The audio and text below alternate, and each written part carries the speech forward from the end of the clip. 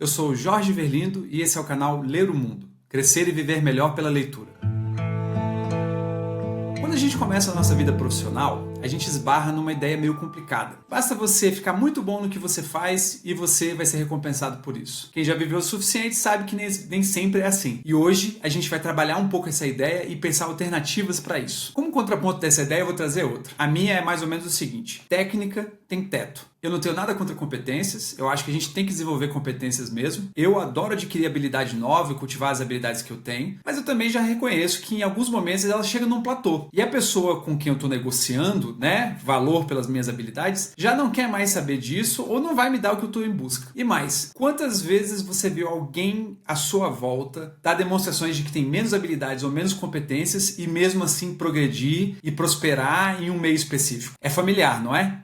Pois é, a gente vai explorar um pouco esse assunto a partir de agora. Antes disso, eu vou dar um relato pessoal. Eu tive uma empresa por 11 anos, foi uma empresa que era referência local na cidade onde eu vivia, e a gente era conhecido por ser competente, sério, entregar trabalho de excelência, e mesmo assim a gente se pegava com frequência discutindo preço com o cliente, discutindo termos de contrato, pedindo autonomia para fazer o que eles tinham pedido para a gente fazer, ou seja, o trabalho se tornava muito mais complicado. Ao mesmo tempo, não era raro eu esbarrar em outros profissionais que simplesmente fluíam. E às vezes eles não tinham ou a estrutura que a gente tinha, ou as competências que a gente tinha, e eu ficava um pouco surpreso com a tranquilidade com que eles fluíam nos projetos deles. E é aqui que eu comecei a me interessar e descobrir coisas novas que eu vou compartilhar com você hoje. Existe um conceito que já vem sendo discutido há muito tempo, e você já deve conhecer, que é a inteligência emocional. Em inglês eles têm essa abreviação QE. Essa inteligência emocional, vou até deixar um artigo aqui embaixo da Harvard Business School, ela é um conjunto de habilidades que eles às vezes chamam de soft skills, que você vai desenvolver para acoplar na sua técnica. As mais comuns elas envolvem motivação, autorregulação, habilidades sociais. Se você quiser dar uma olhada nesse artigo, eu vou deixar ele aqui. Mas eu também vou dizer o seguinte: muitas vezes a gente não aborda outros pontos que são tão fundamentais quanto esses e que eles merecem que a gente desenvolva, assim como a nossa habilidade técnica. Vamos supor que você é ou arquiteto, ou designer, ou jornalista. Você vai ter que desenvolver uns outros pontos que eles estão fora dessa área aí e que eles não são muito comentados. Pontos que eu nos últimos anos, por exemplo, descobri. Poder. A gente pensa que tem gente que tem poder e tem gente que não tem poder. Se você não tem poder, já não tem muito mais o que você pode fazer a respeito. Quando, na verdade, você consegue desenvolver espaço de poder dentro das suas relações. Tem outros pontos, como, por exemplo, comunicação e oratória, que eu não vou trabalhar aqui hoje. Pode ser que eu aborde eles no momento seguinte. Mas eu separei uma lista que aborda alguns desses itens pontuados pela Harvard Business School e poder, para caso você queira começar a desenvolver soft skill de uma maneira mais profunda, você tenha leituras aí para te ajudar nesse caminho. Bom, começando pelo poder. Primeira vez que isso me chamou a atenção, eu estava assistindo uma peça baseada no Foucault. O nome da peça era Vigiar e Punir, e tinha esse sentimento de que o poder é uma força que está por todos os lados. E todas as nossas relações são baseadas em poder. O Foucault ele é conhecido por isso, eu não tenho nenhuma leitura do Foucault para te indicar porque não li ainda, só vi a peça. Mas essa noção ela é muito interessante e tem outros autores que eu andei conhecendo que vale a pena a gente discutir hoje. Se você quer se aproximar de uma forma mais prática de poder, a leitura que eu tenho para recomendar é o livro 48 Leis de Poder, do Robert Greene. Ele é um livro que divide opiniões, porque algumas pessoas acham que é um livro com um teor muito maquiavélico, ou então que algumas daquelas ideias não são práticas, completamente práticas. Mas o que eu tenho para dizer sobre isso é: você não precisa aplicar todas as técnicas do livro. O que você tem que fazer é conhecer as técnicas, se familiarizar com a gramática de poder que existe. As histórias que tem no livro são muito boas, vou falar de uma delas aqui, e aplicar aquilo que você acha que tem a ver com o seu dia a dia, com ética, com um conjunto de valores que preze pelo outro, preze pela situação, mas não te deixe fora da discussão de poder. Porque se você estiver fora, provavelmente você vai estar assistindo as coisas e não participando delas. Alguns pontos aí que eu achei legais do livro, dentre outros, Mas, por exemplo, nunca brilhe mais do que o seu chefe. Parece óbvio, mas às vezes você se torna tão competente que aquela pessoa que manda em você não suporta as suas demonstrações de competência. E ela pode acabar se sentindo ofuscada e te sabotando. Você não quer ser sabotado porque você está fazendo alguma coisa direito, Tem um termo para isso que chama punição por alto desempenho. Um outro é você revelar demais as suas intenções. Tem estudos que falam que às vezes quando quando você fala muito dos seus planos, os seus níveis de dopamina fazem parecer que o seu plano já foi resolvido e aí você não precisa mais executar ele para o seu cérebro. Eu, quando leio essa questão de não revelar suas intenções, penso mais no seguinte, dentro do âmbito do poder, que às vezes a gente vai expandir demais o que a gente quer ou para onde a gente está indo e a gente não tem controle sobre como a pessoa vai nos interpretar e isso pode gerar, sim, algum tipo de antagonismo, de desavença ou da pessoa sentir que quem é você para almejar A, B, C planos e isso aí pode atrapalhar também os seus planos. E por fim, um outro ponto interessante dele, que também vai ser abordado numa das autoras da lista de hoje, é que as pessoas e as emoções delas são infecciosas. É uma palavra forte, infecciosas, mas é a que ele usa lá. Mas o fato é que, por exemplo, tem experimento que mostra que uma pessoa que tem uma energia mais positiva, que está mais motivada, está mais em paz, ela contagia menos gente do que uma pessoa que está pessimista, que está bad vibes. Eu não estou pregando nenhuma positividade tóxica aqui, o que eu estou dizendo só é que, às vezes, se você estiver num ambiente onde você tem essa pessoa mais pessimista, você vai acabar ficando para baixo e isso vai acabar te atrapalhando, não importa qual competência você tem. Você não precisa parar de ter amigos que tenham eventualmente uma energia dessa, mas você precisa estar consciente disso para você poder viver melhor o que é da sua conta. E aí uma história interessante para fechar a exploração desse livro é a história do Michelangelo. Ele estava para aprovar a escultura do Davi e o prefeito estava que reclamava que o nariz do Davi estava grande demais. E aí o Michelangelo pediu para ele se afastar um pouco da estátua, falou que ia ver o que ia fazer a respeito disso, pegou um pouco de pó de mármore e chegou perto da estátua e fingiu que estava esculpindo, soltando o pó de mármore para o cara achar que a estátua estava sendo ajustada. E aí o Michelangelo perguntou assim, e agora? Tá bom para você? Ele falou, não, agora tá perfeito. O que isso quer dizer? Que às vezes as pessoas precisam sentir que estão participando do processo que você está fazendo, não importa quanta competência você tem, mas para gerar uma sensação de coesão e de que ela também tem uma mão dentro disso, para que você consiga terminar a sua obra. Pensa só, a competência do Michelangelo e a humildade dele de aceitar a dica do prefeito para poder mexer no nariz de uma estátua que está aí para a história. E aqui eu vou trazer um outro livro para complementar esse assunto de poder. O nome do livro é Valor dos Outros, do Orion Taraban, que é um psicólogo que recentemente tem aparecido mais na internet. E ele é um livro que ele aborda as relações homem e mulher, relações heterossexuais, com um viés econômico, para amplificar e falar de outras relações. É um livro que tem nicho, mas aqui o que me interessa são as nuances de poder dele e como a gente pode usar elas a nosso favor aí, a partir do momento que a competência já chegou no teto. Uma frase que me chama muita atenção nesse livro é a seguinte: negociação é um jogo fundamental em todas as relações humanas. Para mim, eu marco verdadeiro nessa daí. Todas as relações humanas envolvem o jogo da negociação. E aí ele traz um paradigma que é um jogo que joga-se no teatro. Chama-se jogo do por favor não. Nesse jogo você tem dois personagens, um só pode pedir por favor para o outro, de várias formas possíveis, né? Ele tem que interpretar maneiras de pedir usando a palavra por favor, e o outro vai dizendo não, até que uma dessas formas convence o outro. Como é que ele pensa esse conceito? Ele pensa da seguinte forma: no mundo nós temos pessoas que querem coisas e pessoas que têm coisas para dar. Se você quer uma coisa de alguém, essa pessoa já tem mais poder sobre você e você vai ter que trabalhar aí, dentre outras coisas, a sua escuta e a sua capacidade de pedir de formas diferentes até você conseguir o que você quer. Já passou por isso? Já precisou pedir alguma coisa para alguém e você teve que mexer na sua forma de pedir para conseguir o que você queria? Pois é. E aí você me pergunta, onde é que entra o poder nisso? Ele trabalha ali uma lista de características da pessoa que tem poder nessas relações e que vale muito a pena a gente ter em mente na hora que a gente estiver operando no nosso dia a dia. Vou dar alguns exemplos aqui. A pessoa que tem poder, ela se move menos. Ou seja, o seu chefe manda uma frasezinha para você por e-mail e você acaba tendo que dar uma resposta maior. Ou vice-versa. Você manda uma explicação muito grande, volta uma respostinha pequena do seu chefe. Depois, a pessoa que tem poder, ela tem menos comprometimento com a relação. Ela pode sacrificar pedaços da relação a hora que ela quiser. Ela está mais propensa a transgredir. Nós estamos vendo agora um momento político onde você tem uma pessoa com poder propensa a transgredir. O livro tem vários outros detalhes sobre relações. Queria trazer esses pontos, não é um resumo do livro, eu estou trazendo umas ideias para você compor aí o seu kit. Mas o que vale a pena a gente pensar é como essas dinâmicas também acontecem na nossa carreira, nas nossas relações de trabalho e nos ambientes onde a gente quer florescer e quer evoluir.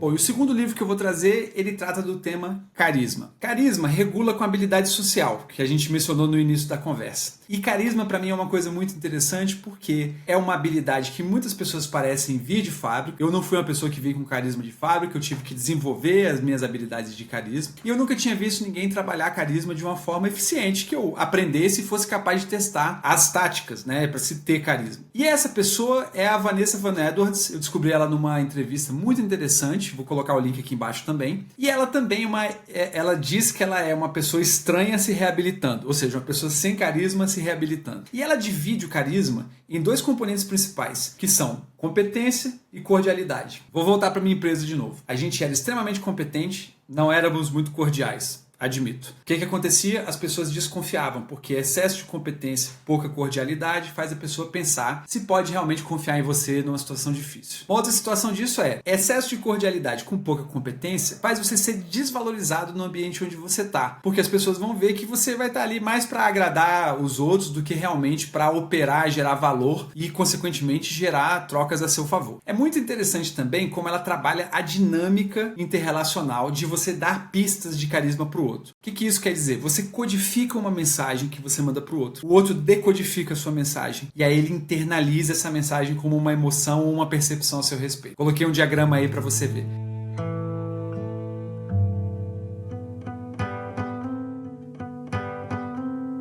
E isso aí é feito de diversas formas. Muitas delas, a maior parte é não verbal. Por exemplo, sobrancelha, né? Tipo surpresa, ou então desprezo por alguma coisa, ou então rejeição a alguma coisa. Depois, expressão corporal, se você se inclina para ouvir a pessoa, se você está de braço cruzado, então você está meio que definindo um espaço. Escolhas de palavras, tom de voz, toque. Se você está conversando com a pessoa e você toca nela, se você tocar muito, você sabe que você acaba soando estranho, né? Na relação. Mas se você tocar, você pode gerar uma sensação de proximidade, de intimidade. Então, todos esses elementos que eu trouxe, eles vão acabar compondo um kit de carisma que você vai desenvolver. Você, que se for como eu, não veio com carisma de fábrica, vai desenvolver essas pequenas habilidades e elas vão gerar mais abertura no outro. O outro vai lembrar mais de você. Quando o outro lembra mais de você, ele acaba gostando mais de você, você acaba tendo mais espaço para você operar os seus objetivos, para você trabalhar os seus interesses, para você ser ouvido, que é uma coisa que, afinal de contas, todo mundo quer.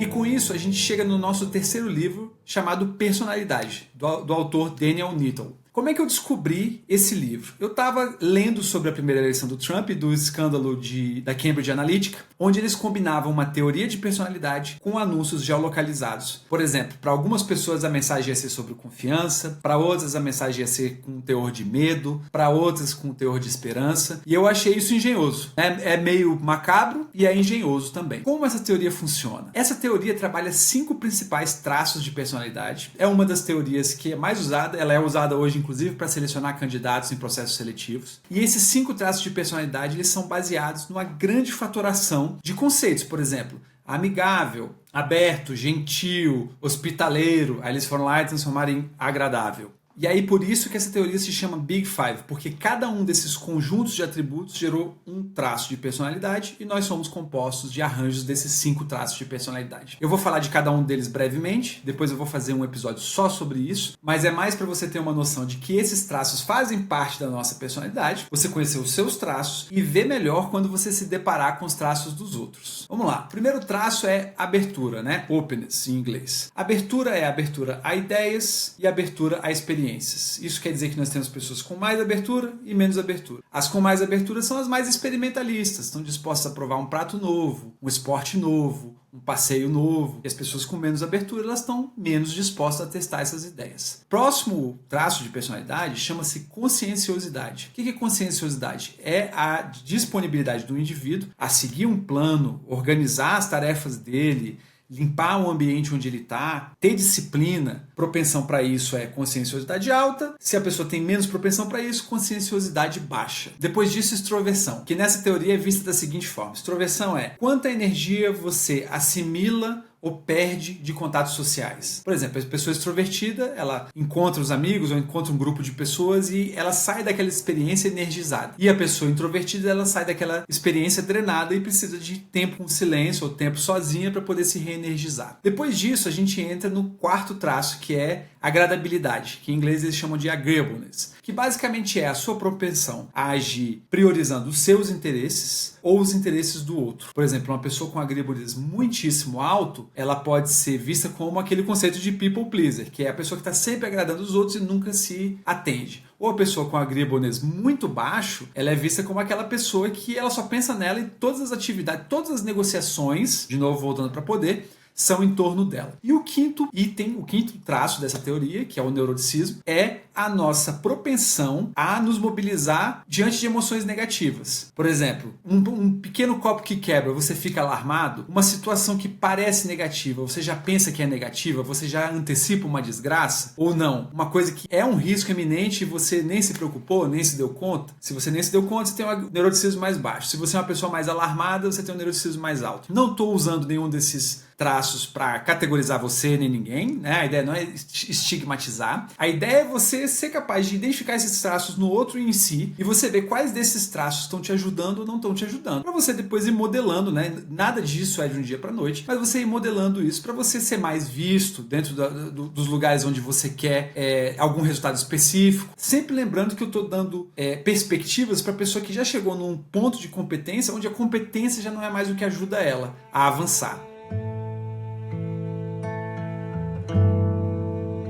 E aí a gente chega na nossa quarta leitura, que é um livro chamado Anxiety RX, ou seja, Prescrição para Ansiedade. O nome do autor é Russell Kennedy. Eu vou falar desse livro em detalhe depois, eu só quero compartilhar com você alguns pontos do livro que podem ser úteis aí para você compor com as suas competências. E o principal raciocínio é que a ansiedade, ela te tira do seu lugar natural. Quando você está alarmado, é um termo que ele usa bastante no livro, você passa a estar condicionado a pensamentos muito mais negativos, percepções muito mais negativas, e você acaba tomando decisões piores do que você tomaria se você não tivesse alarmado. O que é interessante nesse livro pra gente aqui hoje, né? Falando de ansiedade e regulação emocional. O interessante é você descobrir quando você está alarmado e você ter uma técnica eficiente para você diminuir a sua ansiedade. E a tese dele, que é uma tese nova para mim, pelo menos, ela é uma tese que compõe a ansiedade num ponto mental e num ponto físico. Até então, eu só percebi a ansiedade pelas minhas leituras como mental. Como é que ele vê essa dinâmica? Para ele,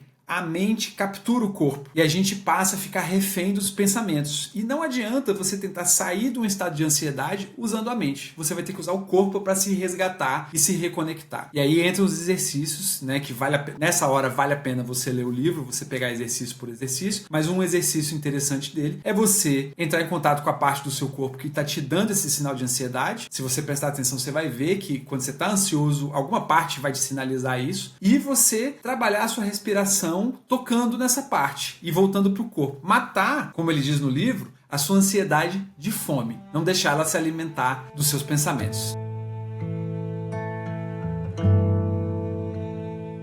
Com isso a gente chega na quinta e última leitura e eu vou fazer uma pausa aqui, uma breve reflexão. Se você desenvolveu a sua capacidade de poder, você está bem autorregulado emocionalmente, você está desenvolvendo carisma, você já é uma pessoa mais carismática, você construiu todos esses raciocínios aí, essas habilidades dentro de você, você já está com uns superpoderes aí além da sua competência. E é muito importante quando você chega num nível desse de poder, entre aspas, né, de estar, você cuidar das suas virtudes, porque é muito fácil a gente se tornar egoísta, é muito fácil a gente só pensar na gente e a gente agir em detrimento do bem-estar e do que é justo com os outros. Por isso eu trago o livro Ética Nicômaco, do Aristóteles. É um livro maravilhoso, é um dos livros que eu mais amo, de todos os livros que eu já li. E ele, para mim, sempre foi muito importante porque, primeiro, ele trabalha a questão das virtudes primorosamente. Ele faz, assim como eu falei de traços de personalidade, ele vai trabalhar virtudes, que elas são preciosas para o ser humano. Ele vai mostrar como essas virtudes viram vícios. E depois ele trabalha essa ideia de que a gente cultiva as nossas virtudes para viver melhor.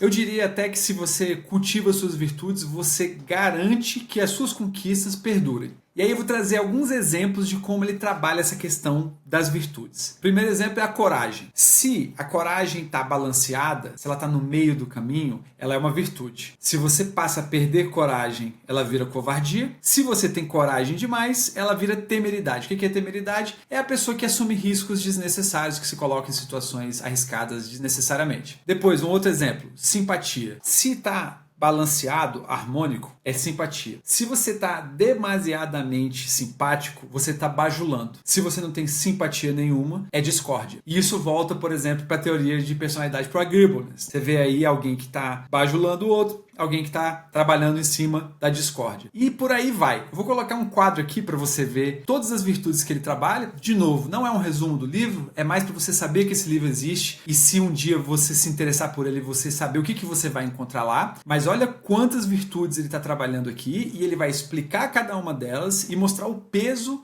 para cima ou para baixo de cada um desses elementos aqui da lista. Com isso a gente chega no fim desse episódio, dessa grande exploração de 5 temas aí para você acoplar na sua competência. Eu trabalhei 5 temas em 6 livros porque achei importante falar um pouco mais de poder. Mas me conta você, o que você está precisando trabalhar agora além de competência? Se for competência em si, também não tem problema, né? Todo mundo precisa desenvolver alguma competência. Eu quero saber também qual é a competência que você está tentando trabalhar. E o que você achou dessas ideias? Alguma delas parece com o momento que você está vivendo? Me conta aqui nos comentários. E se você gostou dessa conversa, se inscreva no canal e deixe o seu like, ou mande para algum amigo que você acha que vai fazer bem receber esse episódio. Eu te agradeço porque pequenos gestos desses fazem o canal crescer e me dão mais força para compartilhar mais das minhas leituras. Muito obrigado e nos vemos no próximo vídeo.